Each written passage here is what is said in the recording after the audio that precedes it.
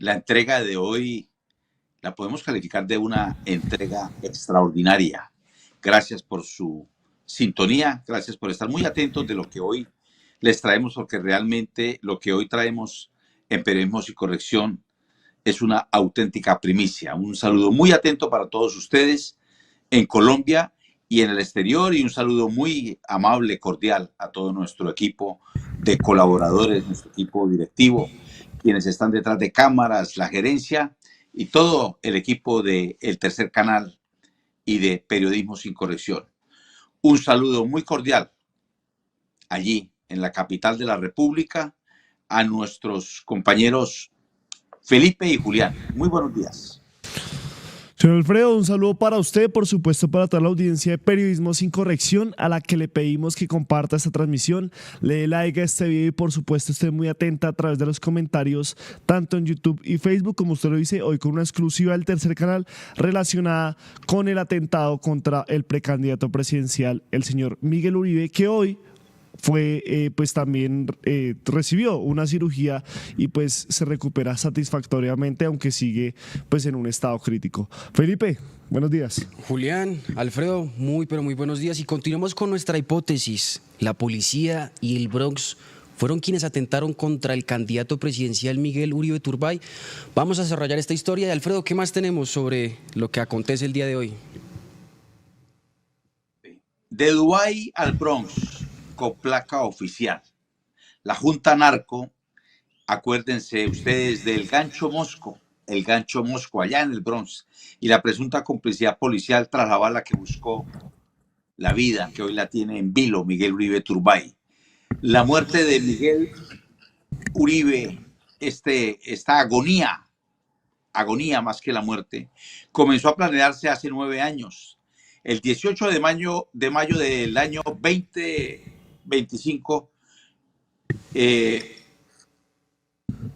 cuando apenas eran las 5:20 de la mañana, ese día del 2015, no del 2025, ese día, el Bronx, aquello que se conocía como la L, un lugar tenebroso en la capital de la República, que había sobrevivido a el Cartucho, entrecruza la calle 10 con la carrera 15, recibía 2.500 hombres de las Fuerzas Armadas, la policía y las fuerzas especiales de aquel denominado GOES, el ejército y escuadras completas del CTI y de la Fiscalía.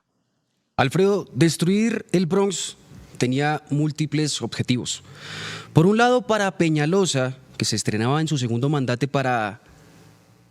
mandato como alcalde de la capital, su requisito era gentrificar y cumplir su visión de poner en marcha el famoso plan de renovación urbana en el centro de Bogotá. También significaba destruir el mayor centro de operaciones del crimen organizado en Bogotá. A la vez era una lucha de honor perdido. Aquel sitio era una afrenta histórica para la ciudad. Se encontraba a menos de una cuadra del batallón de reclutamiento del Ejército Nacional, apenas 5 cuadras de la Plaza de Bolívar, donde la presidencia, la alcaldía y las altas cortes contenían su sede. A la vez que representaba el fracaso de una batalla del alcalde Enrique Peñalosa, que en su primer mandato, en 1998, destruyó el Cartucho, a unos solos metros del Bronx, y también había erguido como símbolo el Parque Tercer Milenio. Finalmente, era el ocaso de la zona rosa de los marginados de Lupen, de la ciudad rola, de barristas que farrean en paz en tiendas encabezadas con logos de Nacional, Millonarios y Santa Fe, de habitantes de calle que buscaban bazuco, de menores de edad y aberrados que buscaban en Sodoma su libertad perdida. A sangre y fuego, de ser necesario, había que desmantelar el Bronx. A la obsesión del burgomaestre se habían sumado los sesudos análisis de Daniel Mejía, el primer secretario de Seguridad de la capital de la República y quien había fundado esta entidad. Daniel es un riguroso académico que desde la Universidad de los Andes ha nutrido los más hondos análisis sobre el crimen organizado en nuestra capital, Bogotá.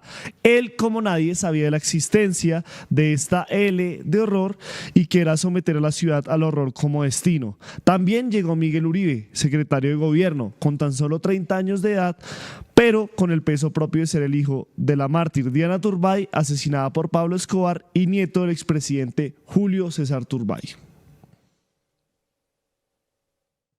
Entonces, repetía, era la segunda alcaldía de Enrique Peñalosa.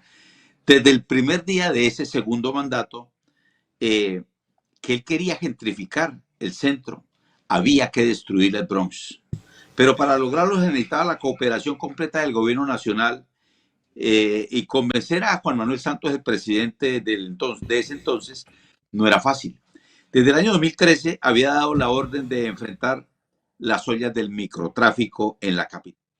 A pesar que el comandante de la Policía Metropolitana de Bogotá, MEBOC, general Luis Eduardo Martínez, materializó la instrucción con las capturas en el mismo año de alias El Mosco, de alias Homero, de alias Rigo y alias Escalante.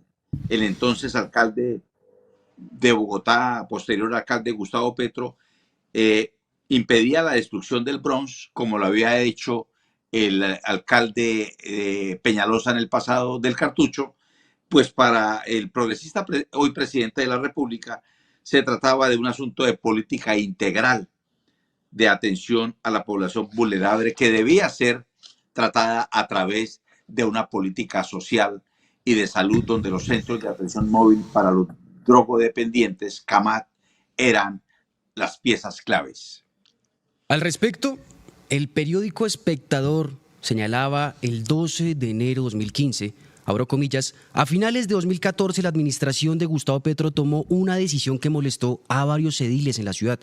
En vista de la falta de recursos para concretar los programas de la recta final en 2015, el distrito ordenó a las alcaldías locales que asignan una partida presupuestal a uno de sus proyectos más anunciados, la Ciudad de la Humanidad.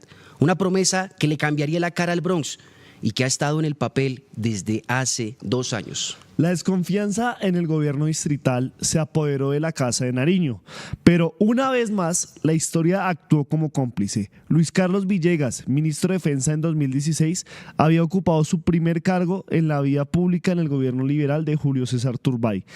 Es, a su vez, un hombre formado en las Toldas Rojas, en las cuales había llegado a ser senador y viceministro. La decisión era obvia. Miguel Uribe Turbay era el delfín que debía nadar en las aguas del poder para convencer al gobierno central de la necesidad de apoyar la intervención del Bronx. Esta tarea marcó las primeras letras del epitafio del hoy convaleciente senador del Centro Democrático, Miguel Uribe Turbay. Pero el Bronx tenía dueños y discotecas, el Gancho, Mosco y Homero. Había una discoteca a nombre de ese Homero, modernísima, allí en medio de semejante podredumbre. El Bronx era un feudo. En la base estaban los llamados Saiyajines, sicarios, ladrones y bandidos. Los Saiyajines eran los propios de la zona, que dejaban y no dejaban hacer lo que ellos decían, eso se hacía. Que controlaban la seguridad y la vigilancia en la zona. Todos los comerciantes pagan, aún todavía hoy, a la vez que eran los enlaces directos con la policía. No en pocas ocasiones cayeron tenientes y se relacionaron generales con estas mafias. Gran parte de estos Saiyajines habían sido exparamilitares desmovilizados del bloque norte de las Autodefensas Unidas de Colombia, que rondaban los orígenes de las Autodefensas Gaitanistas de Colombia, los urabeños, bandas como los Costeños y las Autodefensas Unidas de la Sierra Nevada de Santa Marta.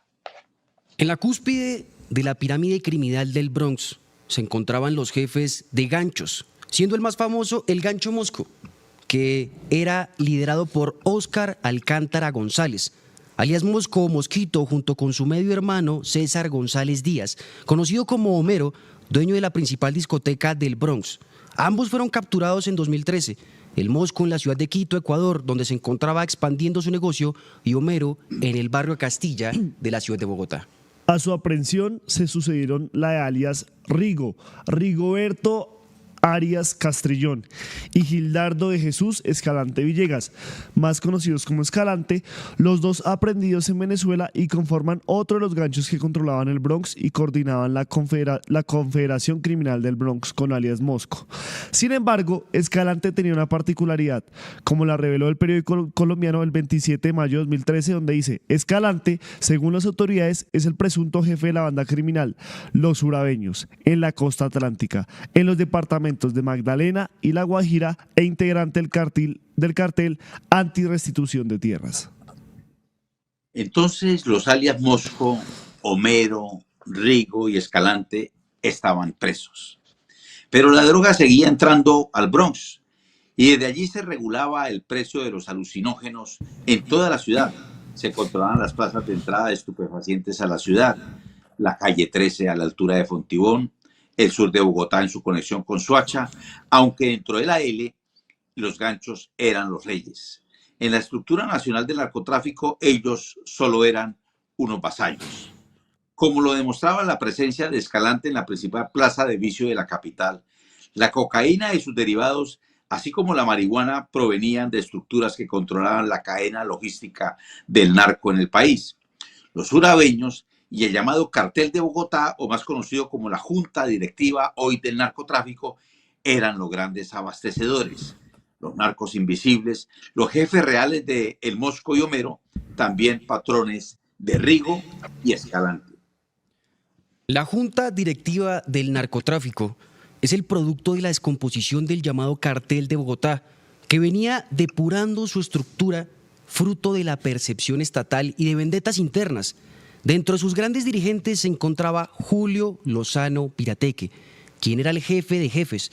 Dispuso antes de su entrega a autoridades federales estadounidenses en 2010 a Panamá a Hernando Sánchez, el zar de las Esmeraldas, uno de sus socios, para que coordinara las relaciones y las rutas de la droga con alias El Mosco, así como las relaciones criminales de la oficina de cobro de San Andresito de la 38, en cooperación con los Saiyajines que dominaban la L. Según la revista Raya, Lozano, en una grabación conocida después de la captura de alias Otoniel, máximo comandante del Clan del Golfo hasta su detención en 2021, este señaló a Pirateque como uno de los aliados en la guerra por las Esmeraldas. Además, se escucha como el capo del Clan del Golfo desde esa época tendría la orden de asesinar a Hernando Sánchez. Lozano Pirateque, en el Metropolitan Detention Center de Brooklyn, Nueva York, El Mosco y Homero encerrados en las cárceles de la Tramacúa, en Valledupar, y la Picota de Bogotá, el poder de un clan criminal tambaleaba.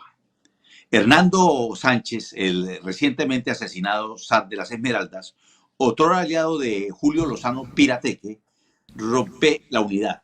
En 2012 comienza a diluir la propiedad de las minas de esmeraldas que tenía en sociedad con el extraditado Julio Lozano Pirateque, a lo que Pirateque responde con un atentado en 2013, ese famoso atentado allá en el centro comercial andino, donde milagrosamente salva la vida Jesús Hernando Sánchez.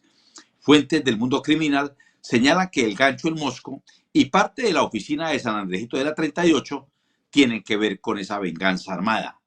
Golpe con golpe se paga. La respuesta de Hernando Sánchez fue entregar las pruebas a la DEA con las que terminan siendo extraditados los socios de Julio Lozano Pirateque, Pedrito Orejas, y los hermanos Triana, familiares de Pedro Orejas, que hoy están allá en Estados Unidos purgando largas condenas. Al respecto, la Fiscalía General de la Nación, en su resolución de imposición de medidas cautelares del 2 de noviembre de 2018, señala una de las claves que determina el poder de la estructura criminal que atentó contra Miguel Uribe. El rolo. Una fuente humana de la Policía Judicial señala como los esmeralderos de Muso, Pedro Orejas y su cuñado de apellido Triana, así como Álvaro Niojica, pertenecen al clan Úsuga seccional Cundinamarca, siendo la expresión en Bogotá de las autodefensas gaitanistas de Colombia. En mayo de 2016, la debilidad era analizada por Daniel Mejía y su equipo. Ese año debía ser el día D, antes que el Mosco y Homero volvieran a las calles. Aprovechando que el poder criminal que los articulaba estaba en disputa, cuando los urabeños, también conocidos como gaitanistas, estaban más preocupados por Hernando Sánchez que por la acción estatal. Así, Miguel Uribe, el joven secretario de gobierno de la alcaldía de Bogotá, el señor Enrique Peñalosa, intensificaba su gestión para intervenir el Bronx, logrando el que se fijara como fecha de la operación el 18 de mayo. Entonces la venganza quedó jurada. En 2016, el periódico El Espectador reveló que Óscar Alcántara González, alias Mosco o Mosquito, y César González Díaz, alias Homero, aunque fueron presentados por la Fiscalía como los capos del Bronx, fueron liberados, óigame bien, liberados por el Juzgado Quinto Penal Especializado. Este penal los absolvió de concierto para delinquir y narcotráfico, ya que no se aportaron pruebas suficientes. Solo quedó vigente una condena previa por el homicidio de Luis Alberto Obregón Robledo, ocurrido en 1997 en una disputa criminal por el control del cartucho, de la cual se asumió que había purgado las 3/5 partes de la sentencia, por lo cual tuvieron medida de prisión domiciliaria y posterior libertad, en las que en pleno 2025 continúan. Hágame el favor.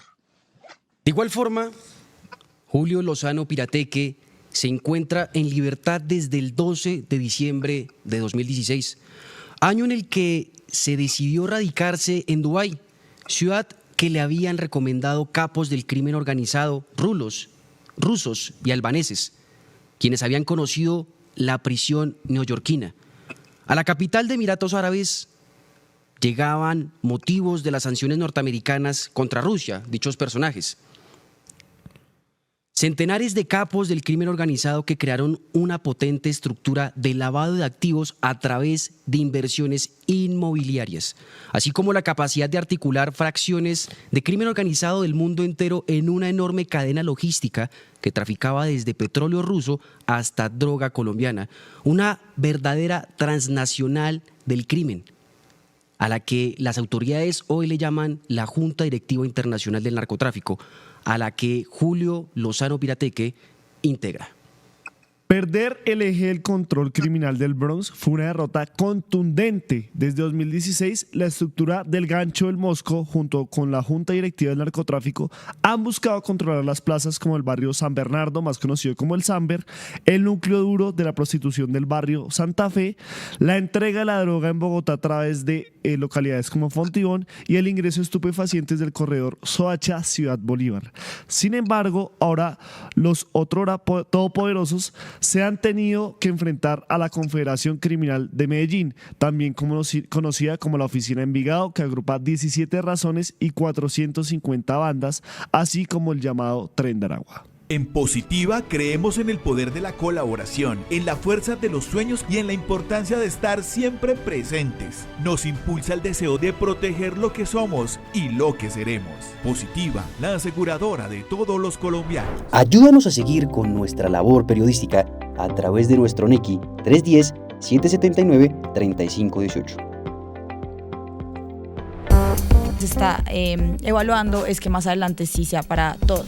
Lo que necesita el país. Pedí que me sacaran de allá. Un agradecimiento a todos por su sintonía aquí en el tercer canal. Métase en la mente de un delincuente, de un ladrón. A una nueva entrega de periodismo sin corrección. Pasión todo locura y estamos muy contentos. De las calles del sur. Digo, la señora, ¿me da un expreso, por favor?